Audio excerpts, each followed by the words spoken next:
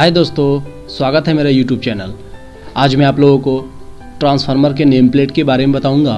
ये जो आपको नेम प्लेट दिख रहा है, ये जो नेम प्लेट है वो डिस्ट्रीब्यूशन ट्रांसफार्मर का है, जो कि 3 फेस का है।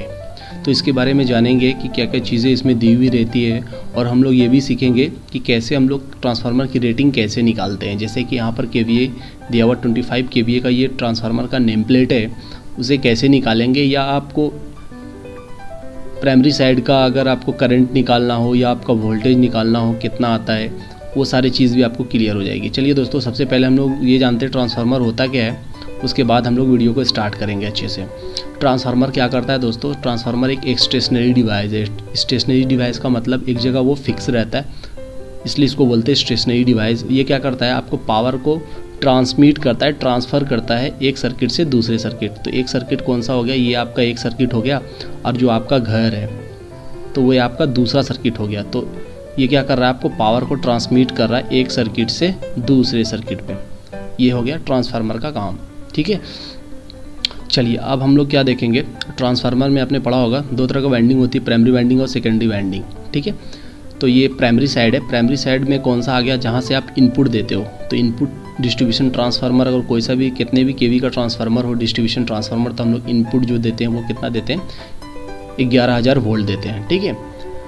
तो इस साइड को, प्राइमरी वाले साइड को हम लोग क्या बोलते हैं? हाई वोल्टेज साइड, ठीक है। इधर जितना भी आएगा आपका जो इनपुट देंगे हम लोग कितना देंगे? 11,000 वोल्ट, तो इसको बोलेंगे हाई वोल्टेज साइड, ठीक है। और जिधर से आपका आउटपुट मिलता है, जैसे कि इस ट्रांसफार्मर के अकॉर्डिंग, जो नेम प्लेट के अकॉर्डिंग आपका 433 वोल्ट आउटपुट दे रहा है। ये दिखा रहा हूँ मैं आपको, ये देखिए। ये आपका क्या है? KVA 25 KV का ट्रांसफार्मर है, और आपका जो वोल्टेज है HV साइड का दिया है 11,000, मतलब 11 KV में दिया है, तो 11 KV हो गया आपका। और इसका लो वोल्टेज साइड कितना है? 433 वोल्ट। तो 11,000 आपका हाई वोल्टेज साइड कितना हो गया? 11,000 वोल्ट। और आपका सेकेंडरी साइड मतलब लो वोल्टेज साइड आपका हो गया 433, ठीक है। यहाँ पर मैंने लिख दिया है इनपुट में। इनपुट साइड जहाँ पर आपका हाई वोल्टेज साइड है वो 11,000 वोल्ट है, और आउटपुट में आपका 433 वोल्ट। अब देखिए, अब आपको करंट भी दिया होगा कि आपका HV साइड करंट 1.31 है, और LV साइड जो है 33.33। ये चीज़ भी यहाँ पर मैंने मेंशन कर दिया है कि प्राइमरी करंट जो है आपका, प्राइमरी साइड को बोलेंगे इधर जो करंट जो जा रहा है IP, ये क्या आपका प्राइमरी करंट। तो प्राइमरी करंट कितना दिया है? 1.31 एम्पेयर, और सेकेंडरी करंट कितना दिया है? 33.33 एम्पेयर, ठीक है।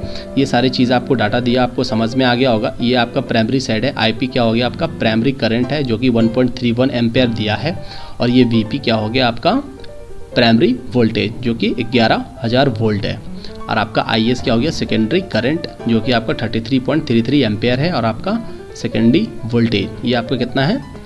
433 वोल्ट, ठीक है। तो अब चलिए हम लोग कैसे निकालेंगे कोई भी ट्रांसफार्मर की रेटिंग। जो आपकी जो 25 KV यहाँ दिया है, इसे हम कैसे निकालेंगे? तो हम निकाल सकते हैं दोस्तों, मैं आपको दिखाता हूँ। बहुत इजी तरीका है। जैसे सपोज़ आपका ये नेम प्लेट में KVA का नहीं दिया हुआ, या आपका मिट गया, आपका पुराना ट्रांसफार्मर है, उसका नेम प्लेट में आपको दिख नहीं रहा कि ये कितने KV का ट्रांसफार्मर है, तो आप कैसे निकालोगे? आपको ज़रूरी है कि मुझे ये पता लगाना है कि कितने KV का ट्रांसफार्मर है, बट ये आपको दिख नहीं रहा, मिटा हुआ है या दिख नहीं पा रहा है। तो कैसे निकालेंगे? चलिए मैं आपको सिखाता हूँ, बहुत ही ईजी तरीका है। तो उसके लिए आपको क्या चाहिए? सपोज़ यहाँ पर आपने नेम प्लेट में आपका क्या दिया हुआ है? प्राइमरी वोल्टेज दिया हुआ है 11,000 वोल्ट, और आपका प्राइमरी करंट भी 1.31 दिया हुआ है, ठीक है। तो देखिए, हम इन दो डाटा से हम लोग कैसे निकालते हैं कोई भी रेटिंग, ट्रांसफार्मर की रेटिंग कैसे निकालते हैं। तो एक फार्मूला आप याद रखना, power is equal to √3 VI। ये फार्मूला कब यूज़ करते हैं? जब 3 फेस का ट्रांसफार्मर होगा तब। अगर आपके पास सिंगल फेस का ट्रांसफार्मर है तो power is equal to VI लिखेंगे, ठीक है। आप उस पर भी चेक कर सकते हो, बट ये 3 फेस का ट्रांसफार्मर है तो हम लोग इस्तेमाल करेंगे कौन सा? √3 VI। तो √3 इंटू V, आपका प्राइमरी वोल्टेज कितना है? 11,000 आप यहाँ पर कर दो, और इंटू प्राइमरी करंट I जो है प्राइमरी करंट, यहाँ पर आप डालिए। आप दोनों तीनों को मल्टीप्लाई कीजिए तो आपको कितना आएगा? 34958.12 वोल्ट एम्पेयर, ठीक है। तो बट मुझे तो KVA में निकालना है, तो ये वोल्ट एम्पेयर में दिया है, तो किलो है आपका, तो उसको क्या करेंगे? 1000 से डिवाइड कर देंगे, ठीक है। तो आपका KVA में निकल जाएगा। ये वोल्ट एम्पेयर में दिया है, KVA में निकालने के लिए क्या करेंगे? इस डाटा को 1000 से डिवाइड करेंगे, तो आपका कितना आ रहा है? 24.94। तो ये अप्रॉक्सीमेट कितना आ रहा है आपका? 25 KVA का ट्रांसफार्मर है। आप ऐसे निकाल सकते हो। उसके लिए आपको क्या चाहिए, प्राइमरी वोल्टेज, प्राइमरी करंट, ठीक है। प्राइमरी वोल्टेज ये आपका देखिए ये पता चल जाना चाहिए आपको HV 11 kV, और आपको क्या चाहिए ये वाला, ठीक है। इसकी इन दोनों के हेल्प से ही आप निकाल सकते हो। या आप सेकेंडरी साइड का भी अगर आपको वोल्टेज पता है, करंट पता है उस साइड का भी, तो भी आप निकाल सकते हो इस फॉर्मूला से। Power is equal to √3 VI, यहाँ पर भी आप पुट कर दो, आपको अप्रॉक्सीमेटली 25 kVA आ जाएगा। आप देख लो, कैलकुलेट करके देख सकते हो, आसानी से निकल जाएगा। सपोज़ आपको रेटिंग पता है बट आपको जानना है कि HV साइड का करंट कितना होगा या LV साइड का करंट कितना होगा, तब आप कैसे निकालोगे। सपोज़ इस क्वेश्चन में देखते हैं, सपोज़ आपको पता है कि एक डिस्ट्रीब्यूशन ट्रांसफार्मर है, आपको पता है कि 25 kVA का ट्रांसफार्मर है, ठीक है। और आपको पता है कि जो भी ट्रांसफार्मर डिस्ट्रीब्यूशन ट्रांसफार्मर वहाँ पे इनपुट कितना देंगे, 11,000 वोल्ट। तो आपको एक डाटा मिल गया, 11,000 वोल्ट प्राइमरी वोल्टेज मिल गया, और आपको पावर मिल गया कि 25 kVA का ट्रांसफार्मर है। तो आप इसी फॉर्मूले की हेल्प से निकाल सकते हो। Power is equal to 25 kVA लिख देना, इज इक्वल टू √3 और उसके बाद VI, ठीक है। तो आप क्या करोगे, √3 लिख दिए और वोल्टेज आप 11,000 कर दोगे, और I आपको निकालना है कि प्राइमरी करंट कितना है। तो यहाँ से आप फाइंड आउट कर सकते हो इजीली, ठीक है। चलिए उसके बाद आगे देखते हैं हम लोग। फ्रीक्वेंसी आपका कितना हो गया, 50 हर्ट्ज़। इंडिया में जो यूज़ करते हैं हम लोग 50 हर्ट्ज़ का फ्रीक्वेंसी यूज़ करते हैं। बाकी और भी बहुत सारे कंट्री है जहाँ 60 हर्ट्ज़ यूज़ करते हैं, उसको उसी तरीक़ा से डिज़ाइन किया गया। इसलिए यहाँ पर एक वेक्टर ग्रुप है DYN11 आपका लिखा होगा। तो ये चीज़ क्या है, वेक्टर ग्रुप। आप कॉलेज टाइम पढ़े होगे वेक्टर ग्रुप। तो वेक्टर ग्रुप ये बता रहा है कि आपका कनेक्शन जो है, ट्रांसफार्मर का जो कनेक्शन है, हाई वोल्टेज वाइंडिंग और लो वोल्टेज वाइंडिंग, वो किस टाइप का कनेक्शन में है, स्टार में है कि डेल्टा में है, ये आपको बताता है। तो DYNN11 का मतलब क्या हो गया, इसका मतलब ये हुआ कि आपका HV वाइंडिंग जो है वो उसका कनेक्शन कैसा है, डेल्टा है, और आपके LV साइड का जो कनेक्शन है वो कैसा है, स्टार है, ठीक है। तो DYNN का मतलब क्या हो गया, समझ में आ गया। D से हो गया डेल्टा, मतलब HV साइड का जो होगा वो क्या होगा, डेल्टा फॉर्म में कनेक्ट होगा, और आपका LV साइड का होगा स्टार डेल्टा, स्टार कनेक्शन में। तो आपका ये जो है वेक्टर ग्रुप ये कौन सा लिया है, डेल्टा स्टार कनेक्शन। 4 तरह कनेक्शन होता है, delta to delta, star to star, star delta, delta star. तो ये आपका कौन सा हो गया, डेल्टा स्टार। और आपका एक ग्राउंड निकलेगा, ठीक है, न्यूट्रल वाला, जिसको हम लोग ग्राउंड करते हैं, अर्थिंग देते हैं। ट्रांसफार्मर का जो न्यूट्रल निकलता है उसको हम लोग अर्थिंग देते हैं, ठीक है। तो आपको समझ में आ गया DYN11 क्या है, ये वेक्टर ग्रुप का है। ये इससे ये पता चलता है कि आपका वाइंडिंग जो है, HV वाइंडिंग और LV वाइंडिंग, उसका जो है कनेक्शन किस फॉर्म में, स्टार में है कि डेल्टा में है, ठीक है। तो इस ट्रांसफार्मर का जो कनेक्शन है वो डेल्टा स्टार के फॉर्म में है, ठीक है। आपको इतना चीज़ समझ में आ गया। उसके बाद और क्या चीज़ दिया हुआ है, ये देखिए इम्पीडेंस वोल्टेज दिया हुआ 4.55। ये आप कैसे निकालोगे, जब ये जो ट्रांसफार्मर बनाती है वहाँ से हम शॉर्ट सर्किट टेस्ट होती है, उसी के हिसाब से इसका डाटा निकाला जाता है। तो ये आपका 4.5% है। और भी बहुत सारी चीज़ दी रहती है, जैसे कस्टमर, ये किसके लिए, तो ये ट्रांसफार्मर जो है ये किसके लिए ऑर्डर किया गया, ये तो ये झारखंड, जैसे यहाँ पे लिखा हुआ है झारखंड बिजली वितरण निगम के लिए। तो यहाँ पर जैसे यूपी का रहेगा तो यूपी बिजली वितरण निगम, बिहार है तो बिहार लिखा रहेगा, इस टाइप से।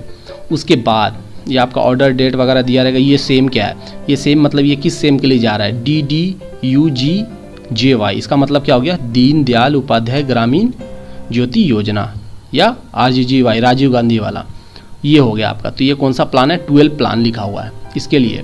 उसके बाद और क्या चीज़ आपके लिए ज़रूरी है, हाँ ये देखिए आपका, अगर क्या कह रहा है, अगर आपका ये ट्रांसफार्मर 25 kV का है, अगर 50% लोड कनेक्ट है तो आपका कितना लॉस हो रहा है, 210 वाट। बट अगर आप ट्रांसफार्मर जो 25 kV ट्रांसफार्मर आपने फुल्ली लोड दे दिया, पूरा लोड आप ट्रांसफार्मर पे डाल दिए, तो कितना लॉस हो रहा है आपका, 695 वाट का लॉसेज जा रहा है। मतलब ये क्या, इसलिए कहा जाता है कि ट्रांसफार्मर में ज़्यादा लोड ना दे, ज़्यादा लोड देंगे तो ज़्यादा लॉसेज होंगे, ज़्यादा लॉसेज होंगे तो ज़्यादा हीट जनरेट होगा, तो आपका वाइंडिंग वगैरह जल सकता है, ट्रांसफार्मर में फॉल्ट आ सकता है। तो इसलिए हम लोग कोशिश करना चाहिए कि जितना रेटिंग का ट्रांसफार्मर है हम लोग कम लोड दें, नॉर्मल लोड लेके चलें, ज़्यादा लोड ओवरलोड ना दे। एक है टाइप ऑफ कूलिंग, जो ट्रांसफार्मर का जो स्ट्रक्चर होगा वो किस टाइप ऑफ कूलिंग के तहत बनाया गया, तो वह क्या है, ONAN। तो ये क्या हो गया, ऑयल, नेचुरल, एयर, नेचुरल। ये चीज़ मैं दिखा रहा हूँ, ये देखिए बहुत तरह के कूलिंग मेथड यूज़ करते हैं, बट यहाँ पर जो है ONAN यूज़ किए हैं, oil natural, air natural type का, ठीक है। इसमें आपको देखा, आपने कभी देखा होगा ट्रांसफार्मर में एक पाइप जैसा लगा रहता है साइड में, 4-5 पाइप लगा होगा, इस साइड भी, इस साइड भी। तो ये क्या, इसे क्या बोलते हैं, रेडिएटर बोलते हैं। तो ये आपका कूलिंग का काम आता है, ये आपका सर्कुलेट होता है। तो ये चीज़ क्या होती है, यहाँ पर गैप होती है, तो हवा जब आती है, कूल हवा जो आपका एटमॉस्फेयर में जो हवा है वो कूल है, तो ये आपको इसको कूलिंग करता है, एक तरह का कूलिंग का काम कर रहा है। उसके बाद अब यहाँ पर देखिए आपका क्या दिया हुआ है, टेम्परेचर राइज। तो ऑयल का जो टेम्परेचर लेना है वो कम से कम आपका ज़्यादा से ज़्यादा कितना हो, 35 डिग्री, उससे ज़्यादा ना हो, तो इसकी इंसुलेशन प्रॉपर्टी ख़राब हो सकती है। तो ये 35 डिग्री सेल्सियस। और ये क्या WDG, ये क्या हो गया, ये वाइंडिंग का है, उसका टेम्परेचर दिया है 40 डिग्री। मास ऑफ ऑयल, जो ऑयल में इसमें डलाएगा 25 kVA ट्रांसफार्मर टैंक में, वो है कितना, 66 kg। और टोटल मास देखा जाए ट्रांसफार्मर का तो कितना हो जाएगा, 274। अगर ऑयल का वॉल्यूम देखें केजी में, तो देखा आपने 66 kg है, बट वॉल्यूम में आपका 80 हो गया। यहाँ पर दिया हुआ है मंथ और ईयर ऑफ मैन्युफैक्चर, कब बनाया गया, यहाँ पर आप डेट दिया रहेगा। इसका इस ट्रांसफार्मर का सीरियल नंबर भी दिया रहता है कि कितने नंबर सीरियल नंबर का है ये।